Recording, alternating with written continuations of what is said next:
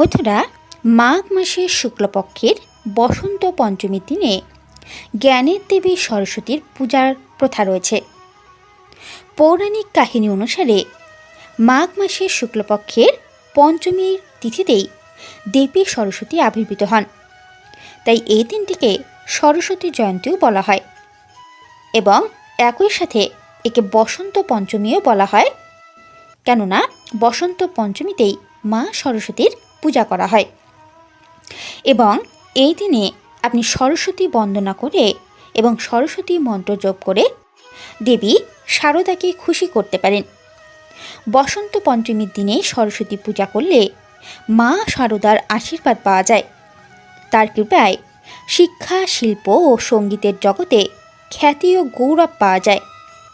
আসুন জেনে নেওয়া যাক, এই বসন্ত পঞ্চমীর দিনে সরস্বতী পূজার সময় মা সরস্বতীকে প্রসন্ন করবার জন্য আপনি তাকে কী কী জিনিস নিবেদন করবেন বা সরস্বতী পূজায় কী কী নিবেদন করা উচিত।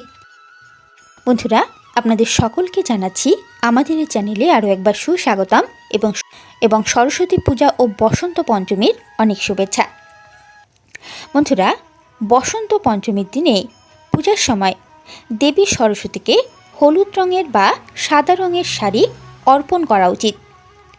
বসন্ত পঞ্চমী উপলক্ষে সরস্বতী পূজার সময় মা সরস্বতীকে হলুদ রঙের মিষ্টি, যেমন বেসনের লাড্ডু বা মতিচুরের লাড্ডু অথবা বুন্দি বা বোঁদের লাড্ডু, বোঁদে, বেসনের বরফি, এছাড়াও কেশর মিশ্রিত পায়েস, এগুলি নিবেদন করা উচিত।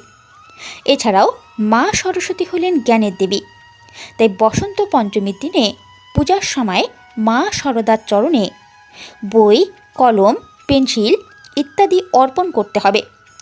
সাথে মা সরস্বতী যেহেতু সঙ্গীত ও শিল্পচর্চারও দেবী, তাই বিভিন্ন বাদ্যযন্ত্র তার পূজার সময় তার চরণে অথবা তার সামনে রাখা উচিত। এছাড়াও আপনার শিল্প দিয়ে মা সরস্বতীকে দয়া করুন এবং তার আশীর্বাদ নিন বসন্ত পঞ্চমী উপলক্ষে। আপনারা দেবী সরস্বতীকে সাদা চন্দন অথবা হলুদ আবির বা গুলাল নিবেদন করুন। এতে মা সরস্বতী অত্যাধিক প্রসন্ন হন এবং সরস্বতী পূজার দিন মা সরস্বতীকে হলুদ ফুল, তাছাড়াও আপনারা পলাশ ফুল নিবেদন করুন এবং মা সরস্বতীকে কেশর নিবেদন করুন।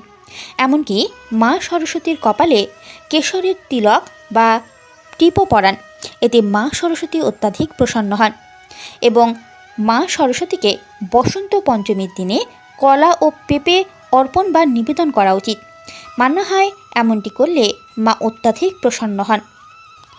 এবং সরস্বতী পূজার দিন মা সরস্বতীকে জাফরান অর্পণের পাশাপাশি তার কপালে জাফরানের তিলকও লাগাতে পারেন এবং তিলক লাগানোর সময় আপনার সমস্ত মনস্কামনা বা ইচ্ছা মা সরস্বতীকে বলুন। মানা হয় এমনটি করলে আপনার সমস্ত ইচ্ছার পূরণ হয়। এছাড়াও এই দিন মা সরস্বতীকে নারকেল, কুল, দোয়াত, খাগ, জবের শীষ এগুলো নিবেদন করতে হয় অথবা পুজোয় অর্পণ করতে হয়। এছাড়াও এই দিন একটি শ্বেত পদ্ম মাকে অবশ্যই নিবেদন করবেন। এতে মা অত্যাধিক প্রসন্ন হবেন, কেননা তিনি শ্বেত পদ্মর ওপরে বশীভূতা এবং শ্বেত বস্ত্র ধারণ করেন, তাই তাকে শ্বেত পদ্ম অবশ্যই নিবেদন করতে হবে। এটি মায়ের ভীষণ প্রিয়, না হলে কিন্তু পূজা অসম্পূর্ণ থেকে যাবে।